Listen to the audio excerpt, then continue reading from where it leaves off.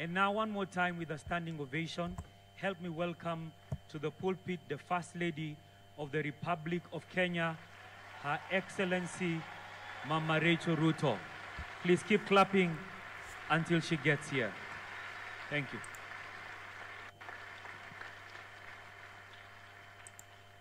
Thank you. You may be seated.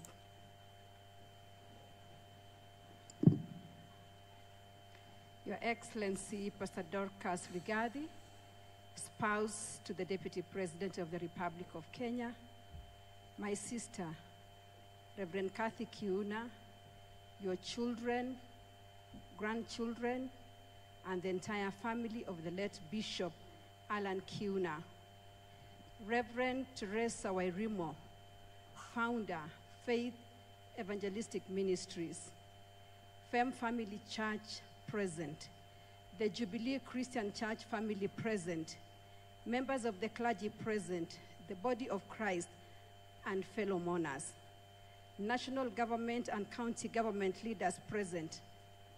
Good afternoon. Bwana asifiwe. Bwana asifiwe tena. Tusalimiane Bwana asifiwe. Today, I'm deeply saddened that we lost a great man. Though our hearts feel the loss, we truly celebrate Bishop Allan Kiuna, who was a devoted and loving husband, a cherished father, a caring brother, a dear friend, a spiritual father, the visionary founder and general overseer of Jubilee Christian Church, and a committed member of the community.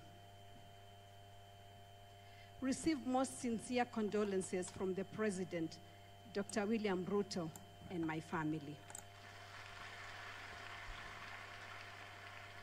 Poleni sana, my sister, Reverend Askofu Kiuna, your children, Vanessa and Robert, Stephanie and Nathan and Jeremy, and your grandchildren, Nia Giselle, Amanda Maria, and Ethan Allan, for the loss of the pillar of your family.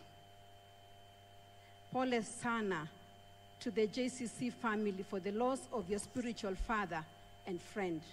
Bishop Allan Kiuna's ministry spread to over 20 churches, 16 across Kenya and 4 internationally, and touched millions of online and TV audiences worldwide. He had great love for Christ and the people of God. When I remember my interactions with Bishop Kiuna, I'm reminded of Apostle Paul in the Bible, his zeal for teaching the word, his commitment to the Church of Christ, and his waiting in faith. 1 Corinthians chapter 9, verses 16 says, and I quote, "For if I preach the gospel, I have nothing to boast of, for necessity is laid upon me. Yes, woe is me if I do not preach the gospel." Bishop was a man of faith, and he lived his life based on the scriptures since the early days when he was under the mentorship of Reverend Teresa Wairimo. As the scriptures in Mark 5:36 says, and I quote, "Fear not, only believe." He faithfully waited to see the actualization of the word in his own life and the lives of those who looked up to him. Bishop was a bold man who undertook every assignment with courage, and never was he held back by human fear of loss or harm. He traveled through the country preaching even in disturbed areas. Even in the days when Bishop was undergoing health challenges, he remained relentless, irrespective of the circumstances around his life.